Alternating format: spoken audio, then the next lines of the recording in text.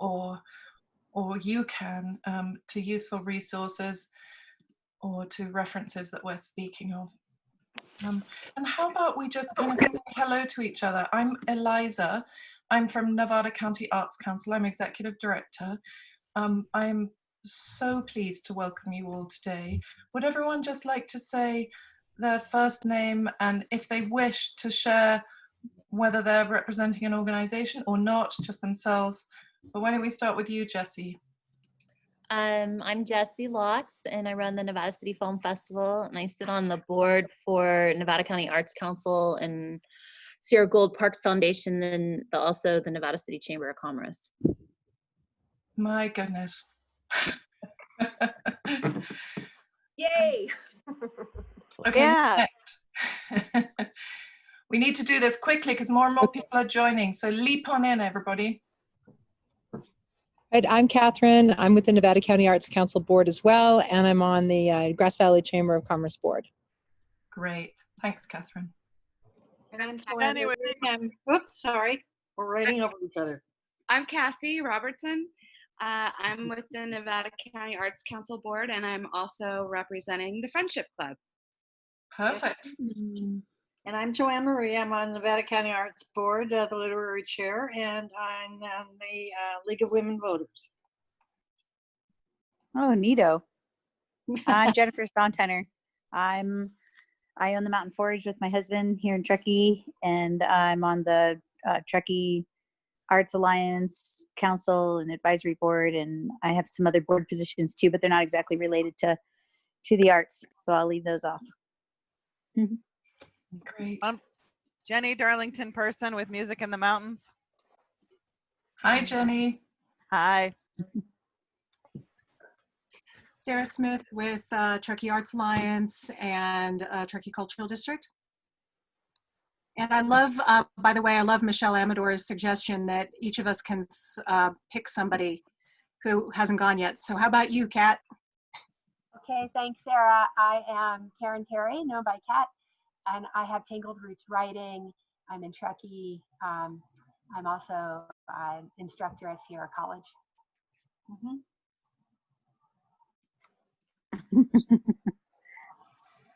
I think maybe I'm the last one. So I'm Abdul LeBlanc. I work at Telestream. I moved here 2 days before high school. I did work in the music industry with Ozo Motley and Jurassic 5 as a tour manager for many years. Yeah, I'm just kind of, obviously we're here for similar reasons, and, we tend to have maybe a need for some perspectives outside the norm, and that's why I've been asked to join. Thank you. I didn't go yet. Hi, I'm Gretchen Boyce. I'm actually new to the area. I just moved here about a year ago and looking to get involved in the community here. And I'm a historian and a writer. Great. Welcome. Thank you. And I'm Ramona Howard from Nevada County Media. Woo! I'm MK Webb, and I'm an artist that moved here 3 years ago, and I work in the Prevention Department of Community Beyond Violence. So.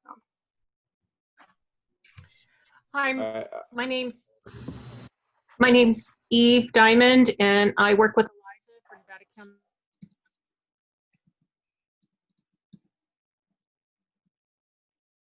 Lost you. Eve, I think we lost you for a little while, but just to introduce Eve, Eve works with Nevada County Arts Council, and she is a godsend.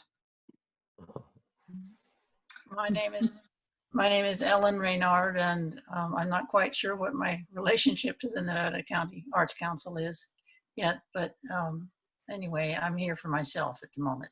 Wonderful, wonderful. I'm Roseanne, and I'm a volunteer for the Nevada County Arts Council, the GVNC Cultural District, and Wild and Scenic Film Festival, and I'm a painter. Super. Yeah. I'm Daniel Elkin. I'm the president of Field Mouse Press. I'm also a high school teacher at Whitney Prep. Great to see you again, Dan. Wonderful. So I hope, and here I'm going to admit Ruth and Alexandra. Good. Peter, did you introduce yourself? No, well, I was waiting for everybody else. I'm the guy with the big earphones, Peter Blatchley, and I have in the community I have our town radio show on KVMR, and other than that, I just live here in the beautiful trees. Nice. Nice. And is there anyone with us who hasn't yet introduced themselves? And it's absolutely fine if you'd rather not. It's absolutely fine to just participate. And How do you do it? It's Tara. Are Hi, you hearing me? You're doing Yeah. it. You're doing You're it. in. Okay. You're doing Local artist. I'm glad to be part of it and just representing myself. wonderful. And I can see a friend of mine, Wendy Marks. Come on, Wendy, introduce yourself. And Alexandra. Hi, Alexandra. Has school finished for you today too, Alexandra? Yes, I was actually grading AP portfolios. Oh, goodness. Early. Well, yes, Gwendolyn, come on. Hello, I'm a retired artistic director from the Marysville Charter Academy for the Arts. I'm infiltrating from Yuba County. Well, it may come as no surprise to you, Gwendolyn, but we have many infiltrators from Yuba County and other surrounding counties. It's lovely to see you. Is there anyone else? I saw Catherine Lambert also is with us. Catherine is also an infiltrator, and we love her for it. But I think I'd just like to extend a very, very warm welcome. Today, we wrote in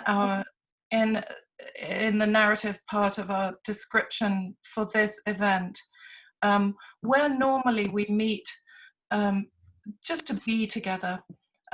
We are meeting to be together today, but it's with a very special and difficult subject in mind, and a very sensitive issue in mind that we felt at Nevada County Arts Council needs to be voiced and needs to be spoken about at a local level. We wrote that together we're witnessing a crucial turning point in our lives, both globally and right here in Nevada County, and that we have an obligation to hold challenging conversations with each other and to cast a lens inwards while listening to our hearts, because we can be better together. And one of our board members, Michelle Amador, who spends half her working life traveling to and from New York, where she's the Director of Development for the Morris Dance Group. I wanted to thank Michelle for coming up with a very specific focus for today, which is creatives healing communities through arts. How can each person move racial equity forward through their own arts and culture work? And that will be our focus for today.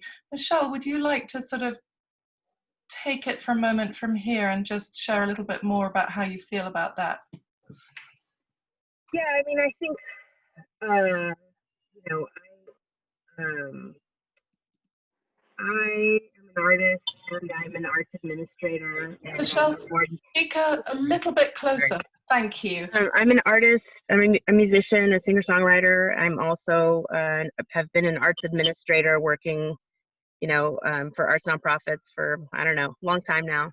And I'm, excited to be a part of this community. I joined a couple of years ago. I think one of the, a key moment for me as someone of Latin heritage moving to this town was the kids' bike ride down through Nevada City. Moving from Brooklyn was definitely a little bit intimidating to consider, moving to a majority white community, and just, really having that be one of the first experiences I had in the community was really uplifting for me personally, and made me excited to be a part of the community. And of course, racism exists everywhere. So trying to figure out how to move it forward in my own work, trying to figure out more education that I need to really understand what Black people in this country experience versus what I may experience as a white passing Latin person. And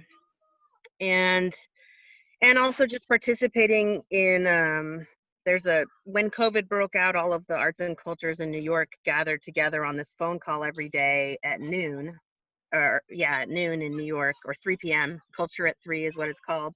And then of course, you know, was it a week and a half ago, the conversation changed, unnecessarily so, and the question posed by John Wright, who is a well-known lobbyist in New York, who's also a Black man, who said, you know, I was out in the streets protesting when I was younger, but now I have 2 sons and I'm telling them not to go in the streets, and I have to examine that myself to understand, you know, what am I afraid to risk myself within my profession? I have a lot of connections. He has a lot of connections to governors, to city council people. You know, what does this mean for me? And he challenged everybody on the call, with some 200, more than 200 people from different arts organizations, to really look internally and say, what is it that you're not willing to do, and why, and how can you challenge yourself within your own work? So, you know, that's kind of where, for me, where I felt like that's what I'm carrying that topic forward, because really, you know, that's who, I mean, look at us, we're all isolated right now. You know, who you can work on first is yourself, and then maybe there's stuff we can do together. But I think even these conversations are really meaningful for me personally, because it's more out in the open, and I think that's the key to finding solutions. So, but I can, you know, I guess I can kick it off. You know, in my own work, what am I doing? As an artist, I have actually been talking about this topic for years. You know, so that I think in my artwork, I've always felt free to address it. In my arts administrative work, though, I have not. You know, I have been silent a lot of times when there's things that make me uncomfortable. And even in fundraising, which is the role that I have, it often relies on relationships. You know, we all hear the terms, you know, opening doors. And very often those doors are held by white people who keep an exclusive community. And so how do I, you know, it's like, it's very conflicting to work in nonprofits, which is at the bottom of a capitalist chain, and then be like trying to support artwork. You know, it's just very confusing. So I think for me in fundraising, what I'm looking at is, what is the wording we're using to describe programs? Is that wording accessible to everyone who's in a program, or is it something that would make someone uncomfortable if they were to see it? You know, I don't think so, but like, you know, I want to hold myself accountable to that. How can I hold donors accountable? You know, a lot of times somebody has a lot of money, and that immediately puts this quieting pressure on you, as an artist or as an arts administrator, that you need to deliver something, or that there's a power dynamic. So looking at that a little bit more with my staff, that's kind of where I am right now. And then of course, trying to educate myself more. Race Forward has a great one-day seminar. It's $100. So if anybody's interested, look that up. But there's a lot of resources, I think, too, on Californians for the arts. Thank you, Michelle, for that. And I'm going to just share a link to Race Forward here. Let's see, there we go. You may have seen, many of you may have seen, that during the last week, Nevada County Arts Council took a moment to pause and consider a statement of solidarity, if you like. I'm going to share it with you now, just so that you can see where to find it. Are you seeing my screen, everybody? Yes. Wonderful. So this is the homepage of Nevada County Arts Council.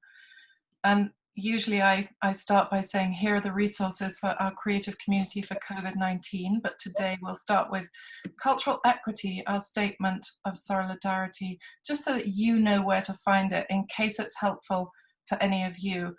Now, under normal circumstances, I'd sit on a statement like this and beaver away at it for weeks on end. I didn't want to do that. We didn't want to do that for this. We felt it was more important to get a sort of long-winded, less worked out statement sooner, because it's so important, I feel, as a white privileged leader in a largely white community, to stand in solidarity for Black and Brown people in our community and across the nation. So this is where you can find it, and it provides a little context on how Nevada County Arts Council has been anchoring its work on cultural equity, within which racial equity is and will be becoming an increasingly important part. And I would say that's an urgency that we now feel towards that. So Of, By, For All is a change network that we're part of.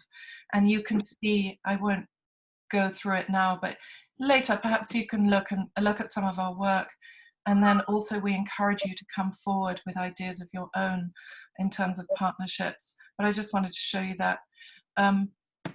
You'll also find resources on that page, a link through to Californians for the Arts, which was one of the first state organizations to come forward with a fabulous list of anti-racist resources.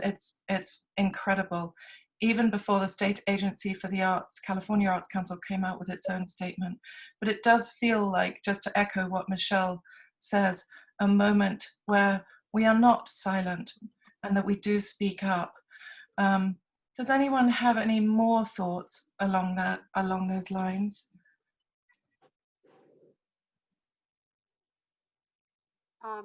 Yeah, Eliza, I mean, just briefly looking at that statement, and I can't wait to look at it in further detail, but I mean, it looks really impressive to me. And I love the language, some of the language that you had in there. I've been teaching in my classes, so in my, personally in my work, the last 3 years, I've been trying to learn how to guide conversations in my classrooms around difficult authors and things that we read, and just trying to learn as much as I can. And so, yeah, it's been an ongoing learning experience. I'm constantly studying, but I love those statements there, and I'll say more later about my other projects. I'd love to hear some other people first. Thank you, Kat. Yeah, I'd like to comment just on the verbiage and touch on what she just mentioned. Just to how it feels, how powerful it feels in an instant to know that you're welcome somewhere, right? Just to say that, right? Whether it's a storefront or a website, to just immediately know that if I walk in here, I'm not alone in whatever this is, in my Blackness, if you will, since this is the topic. So, I noticed a lot of that after, a few years ago when some things went back, and, all allies were, I guess this was kind of the 2016 election times, and, we are allies to everyone, and sort of all the sort of stuff that bubbled up at that time. Just that little bit of signage is so powerful to somebody who feels a bit isolated in a town like this. And we moved here probably 2 days before high school started for me, from a little town in Ohio called Yellow Springs, Ohio. And that was a more diverse place than this by a million times, and that's a very red state. And so it's a weird thing to come into as a teenager at 13, to come into that ideology of this complete reversal of who you are in the world and how you're seen. So you immediately feel isolated, or the spotlight is on you. And so you sort of conform in a different way, and you lose yourself in a sense in a community like this, where you do feel isolated and sometimes intimidated. But I would also say that I was also immediately welcomed by the majority of the people, right? It's always been a good place, but there's just that weirdness that does exist here, that's coupled with the sort of low numbers as it feels. And so, you know, going back to all the signage that was, you know, not inclusive in the past, those are very powerful images when you look back at those. And so to see that in reverse, there's a healing to those sort of words, is my point to this. And so I appreciate, you know, taking the time to recognize that immediately what should stand out is this sort of all togetherness, sort of, this is for you, this is for me, this is for us, what can we do? That's a place for conversation, that's a place for creativity, that's where things begin. And so that's really that's where we've been trying to get to this whole time. And so here we are in this moment, and it feels very powerful. So I would just like to say thank you for those words, you know. Abdul, Yeah. do you think it would be even stronger if we took a very firm position and added the verbiage Black Lives Matter? No, because I think that's an instant deterrent, right? Those who know already know, right? We're not convincing anybody in this call that that's the case, right? It's just, but you're not going to get at the person that's fighting that position, because there's something inherently in that systematic thinking, right? And so, you know, you're not going to force somebody to change their mind and then be inclusive, because that already feels exclusive to them for whatever reason. Yeah, you know? exactly. That's a person's prerogative, in my opinion. It's sad in a lot of cases, but it is what it is, you know, and I can't force somebody to feel a certain way. Just like, you know, I wouldn't expect you guys to know how it feels to be in these shoes. And so I try to give respect to all perspectives in that way. And so, although I am so pleased by the powerful sort of get behind that statement and like, no, I'm not going to waver. This is what I'm saying to you. The Black Lives Matter hashtag is very powerful. But in the case of all inclusive, I just maybe give that some thought, you know what I mean? Because who does that exclude by saying that? And not, you know, not to cower to that, but we're in a place where you kind of have to, there's got to be some negotiations here, right? Because we're not going to just strong arm anything, and I don't think it needs to be either. I just feel like if we open the conversation and get other people to be open to the conversation, you're not changing minds per se, but maybe you're changing that perspective enough to where a circumstance will be different in a you know, a situation. Like, you know, I won't go into detail and that we can tell stories about my experiences here some other time, but yeah, that's how I feel about that moniker at this sort of scenario, right? Thank you. Mm-hmm. Thank you, Mr. Desktop Support. With a spelling error, I see as Hey, well. Cassie, that was a great question. Thank you for asking it, and thank you for taking the time to answer it. It was a great question. For sure. Yes, it is. It's an interesting one too, because there's a little bit of kind of onus on naming those that have fallen, those that have suffered at the hands of police brutality and other forms of brutality in racism in a very, very specific way. And that sense of urgency in naming it, which I think is where Cassie's coming from in asking the question about whether to use that hashtag, is very time-bound and relevant. And then perhaps that moment passes and it becomes all again. I know for us, when we issued that statement just on Friday, because we wanted it to be thoughtful and we didn't want to sort of copy it from, you know, an urban art center, you know, Right. that does everything right and has staff and it's very Right. politically correct. We wanted it to come from the heart. But yeah, no, it's an interesting one, isn't it? Thank you for sharing. Does anyone else have thoughts about this time that we're in and how to use our collective creativity and our individual creativity to forge a better path for all? Eliza? Yes. I don't know if I can answer all of that because frankly that's a big task right there. But I can say that, you know, at Music in the Mountains, we've been grappling with all of this. And for a while, some of us have been wanting a diversity statement, but not just because of what current events are, but, you know, something that can be in our website and our bylaws and be part of our organization, especially in the classical music world that tends to be very privileged and white just to start with. And having and for one thing, I say in terms of the statement, I do think it's important, and I am presenting a diversity statement to my board on Monday, and I have every confidence that we will adopt it and start making it part of our bylaws and putting it on our website and making that very important declaration.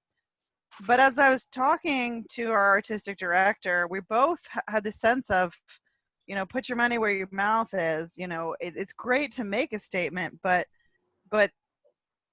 for one thing, we've grappled with, do we jump into the fray and into the noise and make the statements, or do we make space for people who need this moment and need this space to make their own statements? That's one thing. And then the second thing is, how do we actually show that this is something we value, not just give lip service to, you know, the movement, but how do we show that this matters? And, you know, we're talking about, you know, looking at our repertoire and making sure that Black composers and Black musicians are represented, and also musicians of color. And we have done some of that in the past just because, you know, some great musicians and great music, but doing it very intentionally and looking at that. So that's one of the things that we're doing at Music in the Mountains. You know, trying to put our put actions before what we say, or put them together, really, because they're both vital. I mean, saying what you believe is super important, but showing it is as important, if not more. On a personal level, this has been a struggle. I like many of you, grew up in this community, obviously noticing that it was predominantly white, but I currently have a Black man living in my house, and not everybody's experience is the same.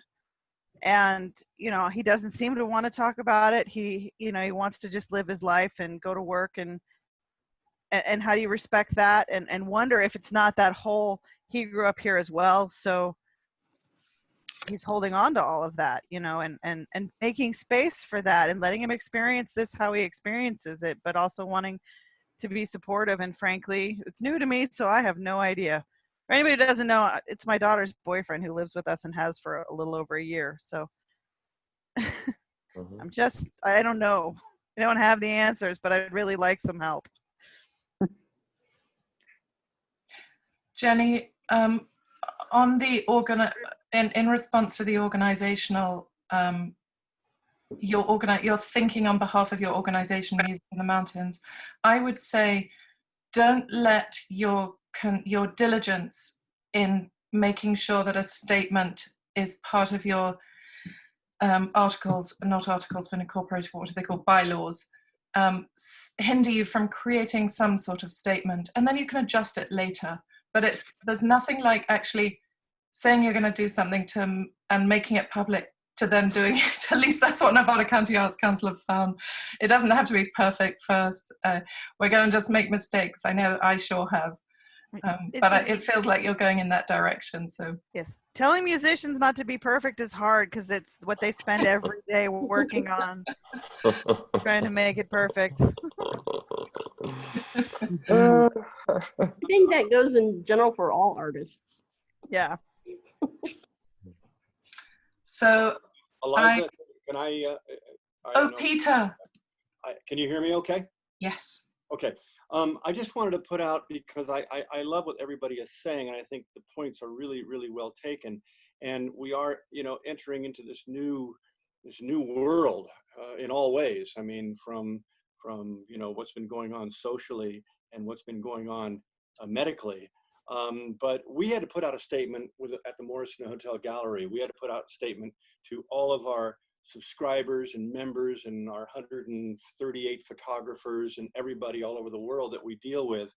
And I'll just read you, it's very quick, but I thought it was so well said, because we were part of that the show must be paused campaign that went on among all museums and art and in New York City and various places, because we have a gallery in New York City. But what we said was, we stand for art, we stand for activism, we stand for peace, we stand for love, we stand for hope, we stand for unity, we stand for diversity, and we stand for change. So those were all the points that we made to all of our people that work with us, for us, and who come to us.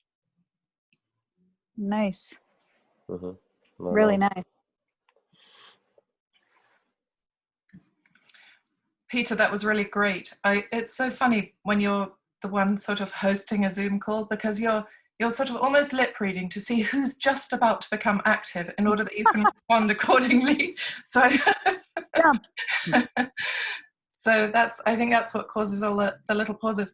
We are actually, I didn't ask your permission. This is a sensitive conversation. Is everyone happy that we're live streaming to Facebook at the moment, or would you like me to sort of end that?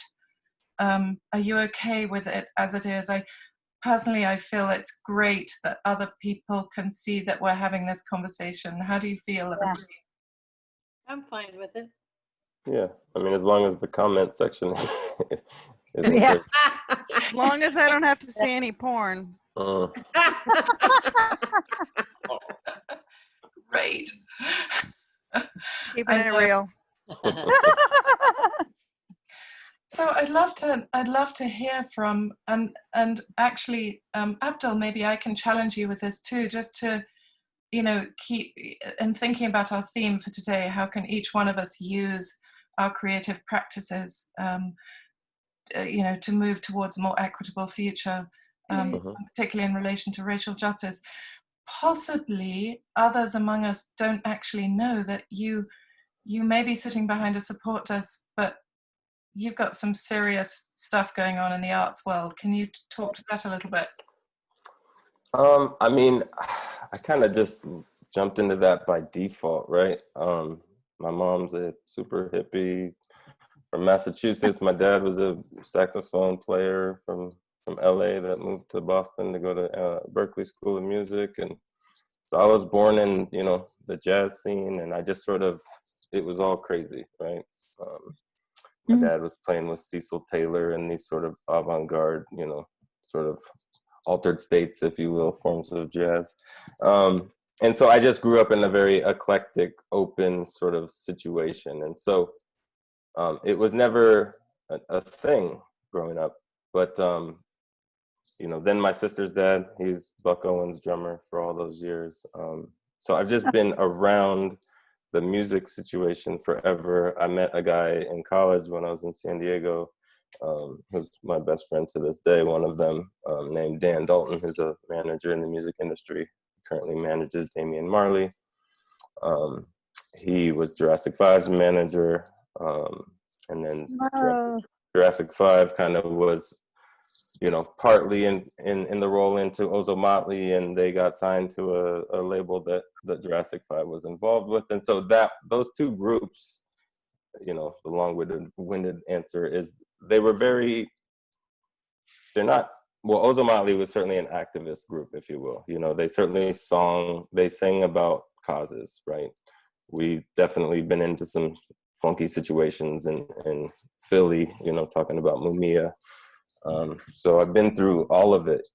And I do find myself to be a protector of sorts by nature as well. So, somebody's calling somebody fat, something like that, I'm the first person to step in. So I've always had that spirit and that, that resistance to, you can't do it, right? And then I have this sort of, you know, group of friends around here that are obviously very into the arts in their own way, shape, or form. And so I just, you know, I don't really know how to tie it all in without really talking to everybody. But I think we're all giving each other some perspective and different ways to think about what we do and how we do it. That's clearly the new sort of psyche, if you will, for most of us, including myself, right? And so how can I make sure that I'm promoting goodwill and a reason for people to want to do better, right? Because I think there's a lot of people on the fence that just don't have the right perspective or experience to know that there's an issue, right? They sort of just lose the focus or the message with these sort of biases and things that just lack experience, right? You can't color experience if you've had no experiences. So I'm just hoping to lend a unique perspective, I feel, because I am mixed and I've grown up in a white family all my life. Luckily, I've grown up in Oakland and places like that as well to give me a bit of that, you know, je ne sais quoi that I need to sort of float between both worlds. Because I do, you know, I do wear the two veils that most Black people wear. And so there's a person that you see right now, but I talk to, you know, different people very differently than I'm talking right now. So just understanding that, you know, I'm doing performance art almost all the time. You know, it's like holding back on some of these things that I'm listening to it's immense. As a warrior, it's immense. And it goes back to, you know, I believe it was Michelle that mentioned her friend, you know, used to be that activist guy, but now, you know, he's in a situation where he's not so apt to jump into a fight. And I have a 7-year-old and a 4-year-old. You know, I'm certainly not trying to cause any craziness in my world, but at the same time, I gotta change it too. And so, how do we do that? And that's a long, gray area, nuanced discussion, and I'm glad that we're starting to have it. Can you offer any concrete suggestions as to what we can do to start? Yes. So I believe it's the first thing is just having the mindset that everybody should be involved. Or do I move in a direction that I first check who am I excluding, right? And that way it doesn't, you know, it doesn't feel forced either, because it can't be the situation where, oh, we just give Denzel the Oscar because we all feel bad about, you know, 9/11. And so it's, you know, it can't feel contrite or forced, or, you know, you can't come at people to force things down their neck either. But it's just incorporating, I think, ideas from other areas of the country and the world, and how do they taste well in this community, right? Because knowing your audience is part of that too. And so how do we reach the most people with a sort of continuous message, right? Through the arts or activism, or the two combined, right? Obviously. And so, you know, that's my thing is to not force it, right? To not feel like you have to do something right in that moment if you don't have an idea, right? Don't make stuff up. Don't, you know, just ease back and it'll feel right. I mean, I truly believe that, like, we've all got a better sense of, you know, what's going on and what's important to us through the first dilemma. And that's, I believe, kind of helped to open people up to, you know, being more receptive to what's happening right now. And so it's a very interesting thing. And can you so I just to let everybody know, Abdul and I are in the same graduating class at high school. We've been friends for a long time. Absolutely. Yes. I wanted to ask you, did you feel like, getting back to the arts component, did you feel growing up here that this community was supportive of the arts? That's a hard question to answer because that wasn't my mindset, right? I was too busy trying to fit in. You know, here I am on the ski team, right? My sophomore year. I'm Same. just trying to do whatever I can to sort of go with what's happening. And so I wasn't paying attention to the arts because I was so insecure about who I was in this situation that wasn't even a thing. So how do you, so in essence, so no, right? So if I didn't even notice it, then how could I possibly feel supported in it, right? If that's a weak answer, I apologize, but No. that's as well as I could surmise that. No, I'm glad to have that perspective, because from a counter perspective, I felt, you know, growing up as a middle class white girl, that it was very supportive of the arts, but I didn't have to. I didn't. The very idea or concept of code switching was so alien to me at that point. I'm sorry that I didn't know better. No, yeah. How would you know? You know. Right. That's yeah, you didn't have to work hard. You know, you didn't have to work hard to get the support, because the support was inherent all around you, you know. Right. And the fact that you even realized it and noticed it is pretty impressive too, because frankly, how many high school students are really that like community based, where they're understanding that they are accepted or not accepted as a white student, but as a Black student, you're constantly wondering if you're accepted or not accepted. You're constantly reflecting on the community, even though you're saying you're trying to fit in. You're trying to fit in on every level, at the grocery store, at the beach, at the, you know, you're just constantly struggling to fit in. I had the reverse of that because I grew up in a predominantly Black community, and I was one of the only white kids. They made me sit in the back of the bus. They just got a kick out of that, you know, going to school and get the white girls in the back of the bus. I mean, things like that happened all the time. So I get it. I mean, I've seen all sides of racism, and I get it. I totally understand. It's a nasty, oppressive disease that makes people do terrible things to each other. And it's like this constant that just doesn't want to go away. Like, how, you know, it just shocks me. I got a cat in my face. It just shocks me, though, frankly, that we're still having these conversations. I mean, really, you want to say, look how far we've come. You know, we had a Black president, but no, it just immediately, as soon as he left, it immediately swung the other way. And then we were back to, honestly, we like went back in time to like 100 years ago on all levels, women's rights, everything. We just went totally backwards instead of forwards in these last couple years. And it's like, how does that happen if we're this, you know, informed community in this more global society? Why are we still letting these things happen? And that's what I feel like. I feel like we're letting these things continue to happen. So how do we interject? How do we stop that? How do we change for good? How do we make a difference to stick? I think we stop being silent. And Can I share a little bit too? Oh, go ahead. No, please go ahead. Okay. Just coming speaking to what you're saying, and just coming from what I'm learning and the lifetime of learning that I'm doing, it is important to recognize like the shock value that we white people do have of not having this struggle in our awareness 24/7 like people of color do.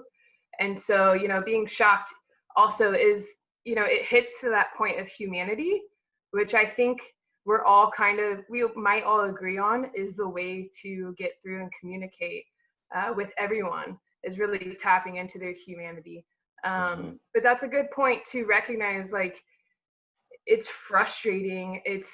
I'm a young person, and I was just about to comment about how the youth are now, as a person who grew up with social media, youth are in a whole new culture of awareness. We can't remove this newfound trauma from our state of being. It's no longer hiding.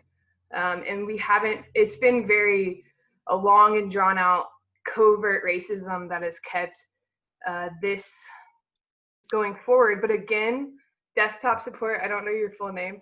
But I think you're bringing up some good points as to how can we really speak to where people are at now in our community. And coming from a super diverse, super politically active, like rock on community, and then coming here, I see the goodness in people wanting to make those changes.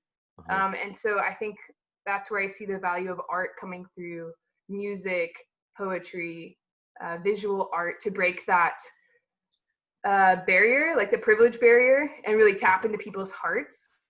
But it is a good point. I understand where you're coming from, Jennifer, of having seen all sides, and also not seen also sides, just being aware of what we are not seeing. So I think that it could be really amazing to elevate the voices of the youth, and there are voices of color in this community that are seeking, like youth voices of color that are seeking guidance and seeking a way to plug in, and we're ready to do this work.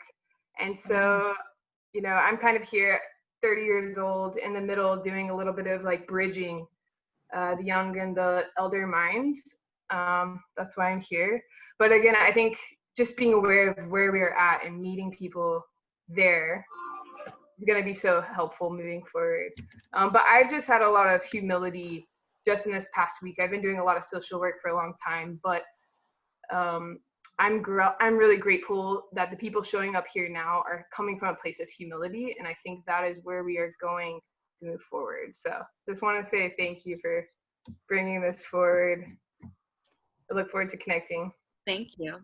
Yeah, MK, I love what you just said, and Jennifer and everyone. It's actually really nice to see a group of people to share things with. I don't think I'd realized all day the weight of this on me, you know, until I'm seeing people and speaking about it.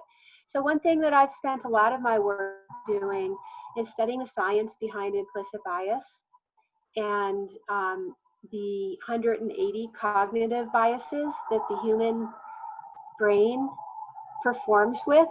And so I find that there's this sudden shock, like, you know, Jennifer, you expressed it so well, that we have here. But this sudden shock is really, it's part of our implicit bias, right? It's really like, it's our experience of not having lived, like Abdul said, what he lives through every day. And so we say, oh, we've gone back 100 years. But we haven't gone back 100 years. Right. Yeah. I actually thought that Fauci said it best in one of those long ago talks in the White House, and he said that the virus has really shone a light on the inequities that have been in existence and have not changed. Yes. And the difference in property ownership and inequities between African American today and 1968 have not changed. There's information that I can share with you guys. So understanding this aspect of human psychology, I found, is really helpful to start understanding the problem, and then trying to figure out, like, what are some things we can do. And so along these lines, media literacy is one of the things that I teach now in every class that I teach, whether, even if it's like literature. We're supposed to be doing literature, we do media literacy. And there's been studies that have just recently come out showing that it's not an understanding of politics that makes people better citizens, but the skills of media literacy that helps them, you know, filter what they're going through. And so I was just thinking, I wanted to put it out to the group. I'm thinking that what I might start doing is offering free monthly media literacy workshops, where people, once a month, I would offer this, and I could just help people develop the skills they need to be able to understand the media and how to take that information in. It's a long spiel. Yeah. Thanks for listening. We have, thank you so much, Kat, and thank you, MK. We have, depending on how long we want to be with one another for, we could continue this free flow conversation, or we could break out into smaller groups and speak more specifically about positive active steps that we can take through our own work, either organizationally or as individuals working in the arts, towards, uprooting racial injustice. What would we like to do? Are we happy continuing as we are, or what do we feel like? Eliza knows how I feel about breakout groups. One thing I wanted to add is Sarah was also on a call that we had, Sarah Smith, earlier this week. And we were talking about, what is the power you yourself hold? And with the film festival, I've been with the organization now for 12 years, even though we're in our 20th year. And, over 10 years ago, we made a commitment as a group that over 50% of all the films that we screened would be made by women and people of color. And then also 50% of all of our films would come from another country. And we've never been very vocal about that. And then we were even talking about it right now because it just didn't seem appropriate to start touting that as something that we've already been working towards and doing. Because really, we're all trying to not give lip service, but actually, do the work itself. And Sarah was really kind and saying no, you should, be sharing that with everybody and letting folks know. But most recently, a couple things happened. And again, it goes back to what do I have in my own power and how can I make a positive change, and what can I do that makes not only this community better, but the community that I serve within my own organization, so that being filmmakers. And so we did two things this year. One is because we've had to go to an online platform, we are splitting all monies that are made in ticket sales with all of our filmmakers, 50-50, which is completely and totally unheard of. And yeah, and so we got an amazing feedback from folks about that, and that this is just so crazy, that no festival has ever been able to commit to that. That's amazing. We had filmmakers and producers letting us know that it was so emotional that they cried about it. So that was just, it seems like a small thing, but it had a huge impact. And the other thing is, we started this project a year ago with the Nisanon, and it's a grant that the Arts Council did with the California Arts Council as well, and the Film Festival and the Nisanon. And it was to provide an entire camera kit. So all the camera equipment, everything that they would ever need to make their own media. And then we would teach them and show them how to use all the camera equipment, and then also, basically do a test, make their own film, and then help them get that into film festivals. And, on paper, that seems like a very easy thing, but in a lot of ways, I feel like they're gaining a technical knowledge that is awesome that they'll be able to utilize in years to come. And they also get an $18,000 camera package, which is very cool. But for me, that learning process has been priceless. I can't even begin to tell you how it has impacted me and the organization, how I think about everything in general. Even down to broadband and access and just everything.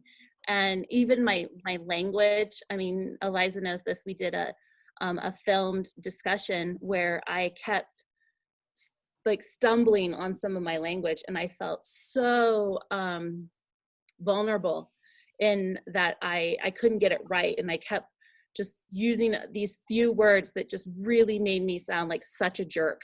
And I think everybody who knows me knows that I'm not a jerk, but it was just inherent, and I had to really learn to get over that. And so again, it goes back to what are some of the simple things, or what are the things that you can do in your own life, in your own organization, that helps, share power, lift up. You'll be surprised. One idea is to Yeah, I remember actually that time. Sorry, Jesse, just to your point, I remember the time that you were, it was just this last Christmas and it was part of Wild and Scenic Film Festival, and we had a spot in City Hall and you were interviewing members of our local Nesanan tribe. And that's Tara's dog, I can tell because she's disappeared from the screen. And I distinctly remember that moment, and I could feel your discomfort, and I wanted to will you on. You're doing incredible work. I know that Shelley Covert, spokesperson for the Nisanan, she wanted to be with us today, and clearly something has held her up, but we work very closely with Shelley. She's on our board of directors and has been since 2016, when we were applying to the state for California Cultural District designation. And for us, it was unthinkable that we wouldn't forever hold the voice of the Nisanan in any application and in any serious work we did connected with binding our community together through culture. So, and that work continues. But she's completely overworked and underpaid, so she has her own timing, doesn't she, Jessie? Now I wanted to welcome someone else who I just saw, and please forgive me, you are not Sarah Smith sitting in the Sarah Smith box. You are Salan. Is it Salani? Could you say hello to the group? Hello, it's Tisalani. That's me. Tisalani. Yeah. Welcome, Tisalani. Would you like to introduce yourself to the group? It's so nice to see you. Sure, I'm Tislani. I'm a photographer, and that's it. That's me. Welcome. Thank you for coming. Welcome. Yeah, no problem. Thank you for having me. I was looking at your completely gorgeous website. I will try to find it when someone else is speaking and I have a moment to do so. But you, and the gorgeous room you're in. You were walking around. I was beautiful. captivated. Where are you? I want to go to there. At a hotel in Tahoe City. Nice. That's nice. You guys are welcome to come up anytime. But you are a free spirit. You travel a lot. You take your art on the road. Is that right? Yeah. I'm slowing down now. I might be stopping, but my wife and I, we spent 3 years living in a van, traveling most of the Western U.S. and capturing photos. Mm-hmm. Yeah, so it's been pretty fun. Overall, you know, I've had a couple bad experiences, but overall, you know, it was great to be able to be free, and it's kind of life-changing to live on the road and have no attachments. Kind of changed a lot of my perspectives on life and what you're supposed to do. And life on the road by choice, yes? Yes, by choice. Yeah. Yes, Yeah. I was a software engineer in the Bay Area, and we traveled up to the Sierras quite often in a Jeep. My wife is not really a camper, though. She doesn't like sleeping on the ground. So I bought a Sprinter van. She fell in love with it. She said, you know, we should just move into the van because the Bay Area is quite expensive. And so we did that. Yeah, I didn't want to do it first. She pushed me to do it. But, you know, once you get into it, once you get over the, I don't know, the thought of it, it's great. I love it. I couldn't imagine waiting till, you know, I was retired to do it. Now I'm glad that I did it. I wish I did it sooner. We all feel like that. I think we're all with you. There's one part of us that somehow remains tethered and another part that's longing to break free. So good for you. Yeah. Elias, I just want to say something. I have to jump off here for a minute, but this is such a multifaceted issue, and I would just encourage everybody to vote your values, because that's where you have to start with a lot of change. And I appreciate the opportunity to listen and learn, and thank you so much. And I'll see you all soon, I'm sure. Bye, Joanne. Bye, Joanne. Thank you so much. Well, it's 6:30. I have another introduction I'd like to make. Don Rogers is with us today. Don, you are the publisher for our local newspaper. Now I'm going to put you completely on the spot here, because I know that you are one of us. You love writing, and you are a writer. Tell me, what's your thinking in terms of, I mean, you have this incredibly powerful role, at least symbolically, locally. And I know that you're also very much connected with Sierra Sun up in Truckee. So that's a county-wide responsibility in a way. What's the newspaper's stance on racial equity and these troubling times, and what sort of special things, moves are you making? Maybe you could just talk to us a little bit. Well, so much for sneaking in and listening, which I'm still doing. I mean, my own feeling, I guess, and having grown up in Hawaii, which is, we have many different people coming together in one place, and it mixes good and bad and everything in between, and everybody gets to feel everything. But it's really, if we can just treat each other like human beings, you know, it seems so simple, and somehow it just is so complicated. A combination of, I just came off of a writing workshop, Iowa Writers Workshop, and a lot of discussion about putting, as writers, putting yourself into other people's shoes, in how you can't really, because we all have different experiences, and yet we need to make the attempt.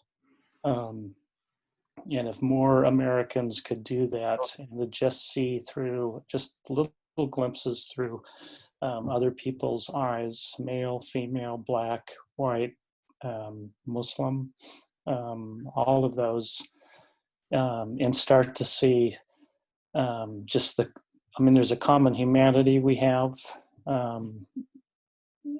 as well as the things that work against us. So what the paper does, first of all, listen. I know that Brian, our editor, has a number of stories teed up for next week, besides the way we look at bearing witness, treating people like human beings, understanding as people as human beings. He's got a number of in-depth stories. I hope they're in-depth stories that explore the issue here from various different eyes. And I would say, seeing all of you here, being a local paper and a community paper, it's really all about participation from the community. And so the more that you're willing to write and express your own views, that's a discussion that winds up on in the commentary pages, which are well read, well chewed on, and certainly even if people don't agree with you, the way I look at it is they're exposed to different viewpoints that they can think about. And that's really how I look at it. Mm-hmm. And this is not a practice speech, by the way. You're doing well, guys. How many out of 10 does he get? 2. No. Anyway, two ears, 2 eyes, 1 mouth. But yeah, I mean, here's where I certainly pitch for 600 to 800 words. What you're seeing and what you're thinking, and things that we can do community-wise. We can at least carry those voices, and I would love to, for sure. Thank you, Don. Before we say farewell to each other, we have a couple of sort of soft announcements, if you like. Jessie, myself, Michelle, Cassie, Catherine, those board members of Nevada County Arts Council who are on the call today, we are working on more formally launching an artist relief fund for individual artists. We're incredibly grateful to Nevada County Relief Fund. It's such a great initiative which raised, which has so far raised over 300,000. And we're very grateful on behalf of the 2 individual artists that were able to successfully benefit from the fund that they were eligible for, and the 7 arts organizations that were able to benefit from it. But we also feel that we owe it to our sector, a $47 million sector, according to our study of last year that we did with Americans for the Arts, to do more. Within the next month, we're going to be announcing a small fund specifically to be spent down on organizations or collaboratives that support communities of color through the arts. And where we're actively researching what that might look like at the moment. And we're asking the state, their state funds, their NEA CARES Act fund monies that need to be spent down quite quickly. We think it's a golden opportunity. We know there are some communities across California that don't feel that they have the capacity to take on the administration of such a small fund during a global public health crisis. But in Nevada County, we feel it's very important, particularly because we're mostly white, to take on this small challenge. So if you have ideas, please send them to us through the email address that you have for us, director@nevadacountyarts.org, in terms of what those collectives or organizations and who might look like and who they are. And that's for organizations, but then we're also working with Truckee Tahoe Community Foundation to see if they will match fund through their own relief fund, and we're working directly with them for that. And then we're working on a very special, as I mentioned, relief fund for individual artists. And we'll make a splash about that sooner rather than later. We're not quite ready to launch it big time, but we're only about a week away. But I'm just going to share with you where you can find that on our website. Here we go. So here we are back at Nevada County Arts Council's homepage. And you just scroll down there, you see this is the, you click on there and it goes through to the Artist Relief Fund. At the moment, you can only donate to it. There's very, very little money in there. There will come a point where we share madly with you, and we encourage you to share it wildly with all your friends, your contacts, your patrons. Donate to this fund because it's going to come right back at you. Jessie, do you want to say something about the festival campaign that we're also organizing to jumpstart that relief fund? Real quick, Eliza, and there's going to be a monthly option too, so you don't have to have there is. a big chunk. You can just give like $10 a month. Yep, forever. Forever. Jessie, do you want to speak for that? Sure. So on Saturday, June 27th, we're going to do an online festival. It's called What a Relief. And it's featuring local musicians, artists, thespians, basically everyone that we can bring together around the arts community. And so we're working with over 24 folks to pre-record kind of like 15, 20-minute segments. And so it's going to be broadcast on YouTube and Facebook Live. We've got a goal of $40,000 to raise in that 8+ hour time frame. And we'll, in between each of the artists and folks that'll be performing, we have kind of segmented the opportunity for like arts organizations and arts advocates and folks to talk about the importance of the arts and artists in our community, and what that impact is, not only like in our schools, but also for our mental health, how it makes our economy flourish, and everything in between. So it's kind of coming together really fast and furious, and we'll be reaching out to all of you to help promote and get the word out. Marnie, we need more dancers. Yes, Marnie, we need dancers. We got them. They're ready. We've all been training in the meantime. We're ready. Okay, good. Fantastic, Marnie. And we'll be coming together. So this is a coalition effort I'm not sure, is Jenny, are you still on this call? Jenny Darlington? Yes, there you go.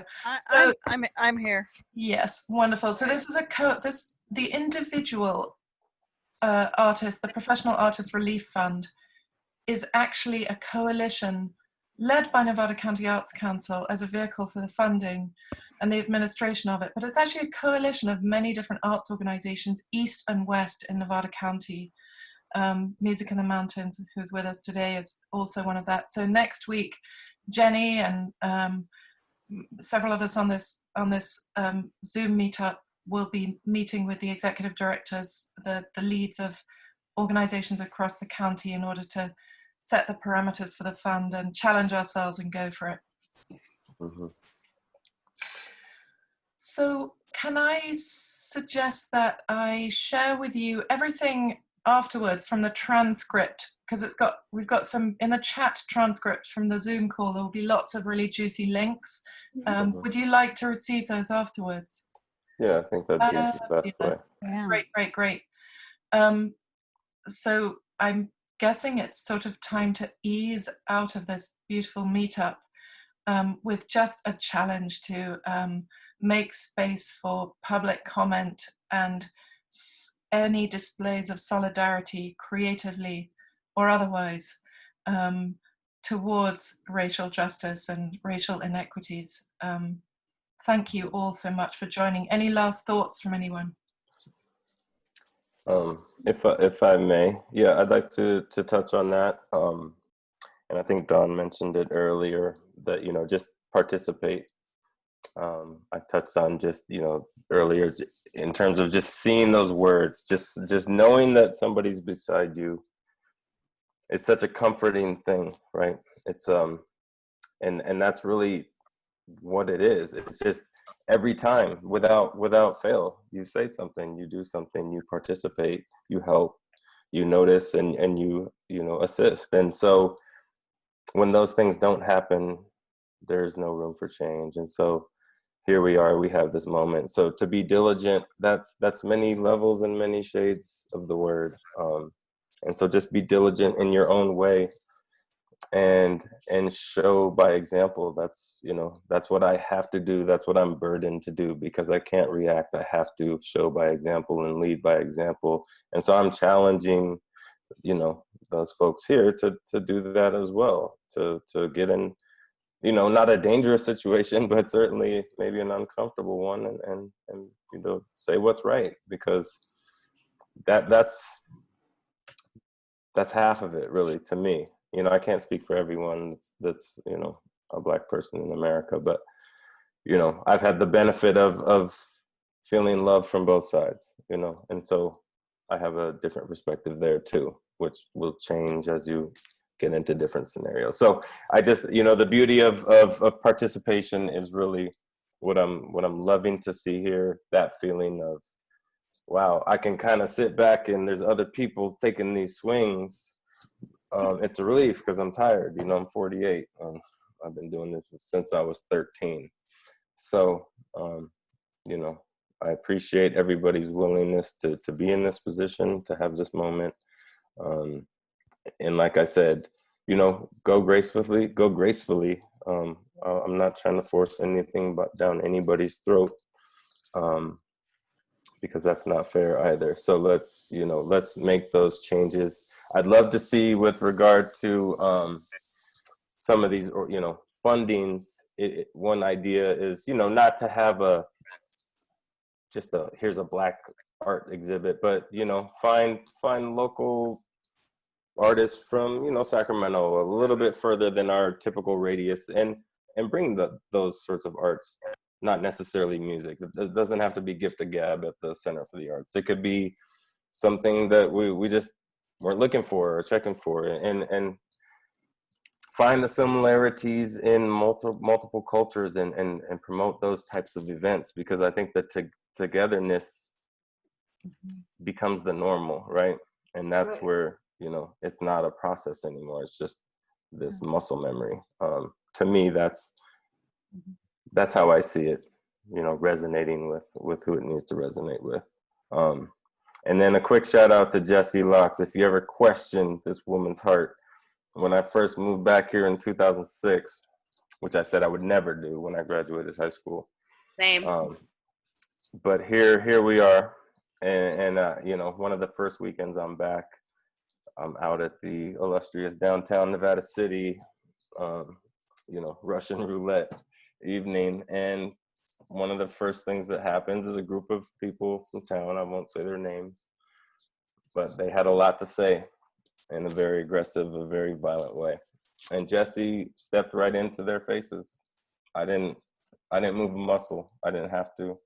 She was in there. She's been fighting this fight. She's got that lion heart. And so, you know, I just like to give her those kudos, those props. Because, you know, if you're messing with Jessie, you're messing with me. So, you know, that's all I have to say about that. It was, I'm so glad that you told us that story. I do not doubt that Jessie is someone that you want on your side. Thank you so much for joining us today, Abdul. Thank you. It was wonderful to hear from you. Hugs. Yes. Thanks, everyone. Wonderful. Thank you so much. Thank you, guys. Send us your ideas. Keep this conversation alive. Return to Facebook where you'll see this, and put ideas in. You know, you can continue this conversation as part of, you know, the train of thought underneath this video on Facebook. So that's at Nevada County Arts Council's Facebook. Thank you all so much. We'll be in touch. This isn't over. Cool. Bye, everyone. Take care.